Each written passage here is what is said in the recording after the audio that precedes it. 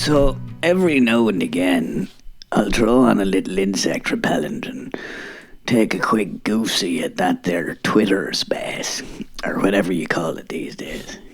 X or 2 or whatever they think is with it.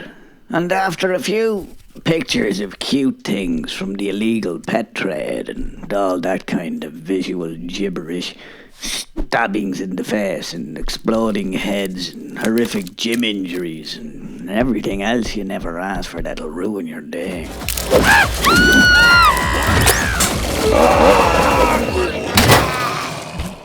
And now there's Nazis. A big load of Nazis. And I know being a complete prick is all the rage these days, but these fellas are climbing out of that their Twitter path like cicadas on some kind of an 80-year spawning cycle. Even that there troglodyte fella who owns the thing. Fellow looks like he's been dragged out of a lake in the opening scene of a crime drama from Sweden.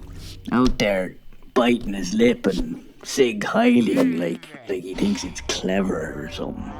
I don't know. It's like these guys have the notion that the Nazis were cool. Sure, they dressed up in their thigh-high boots and had that whole Frankie Goes to Hollywood vibe going on. But they were like the weakest people in history, bowing to sickly old men and stolen symbols, and a gang of nobodies roofied by the twisted wackadoos in charge. And these new boys, the neo fellas, just out there taking the bait like lobsters.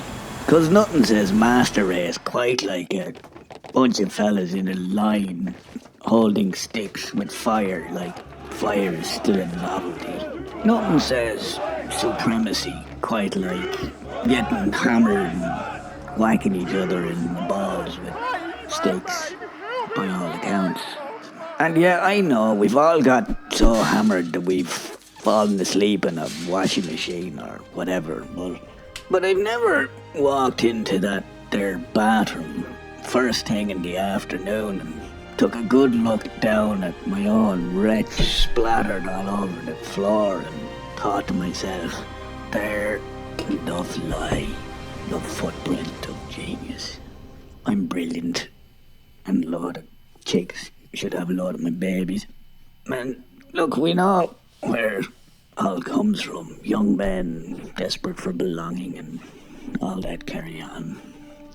And I know what it's like to wake up alone, hanging on for dear life in the dark void of your own mind, teetering on the edge like a tightrope walker over a river of bullshit, feeling entitled to more than the worthless scraps that life does be dropping in your paper cup. I know what it's like to wake up feeling nowhere. And then one day, I figured it all out. I knew why I felt like that. Because that fella down the road from Guadeloupe got a job.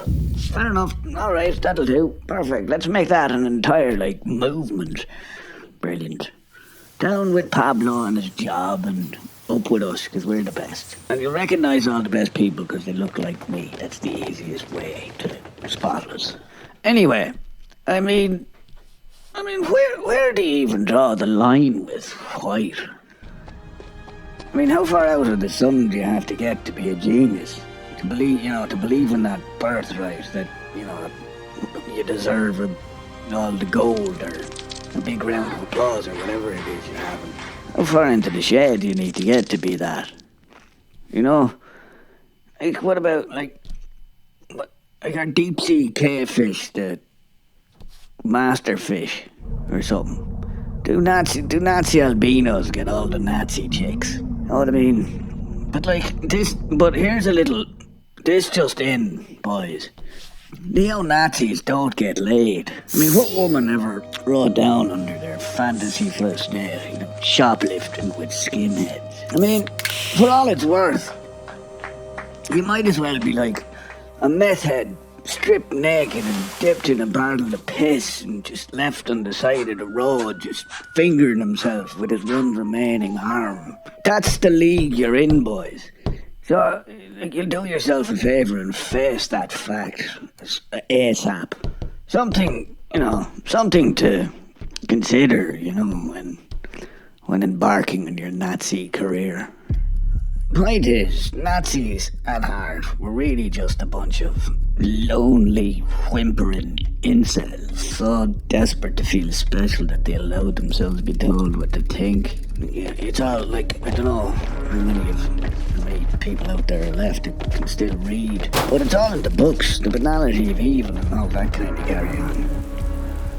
But anyway, Nazis were, when they were kids, they were climbing trees and eating pie and whatever else. I don't know what Nazi babies did. But somewhere along the line they lost their minds, like insects eaten alive by that zombie mushroom. They were slipped a Mickey and shafted by the psychos in charge. Not a man amongst them could think for himself. Except maybe this fella, immune to the virus.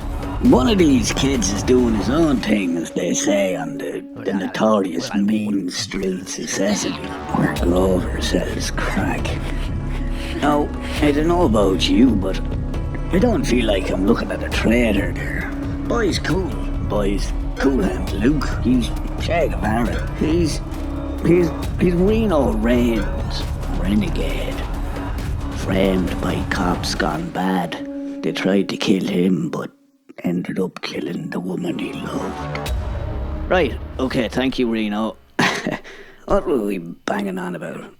Alright, yeah, the fella.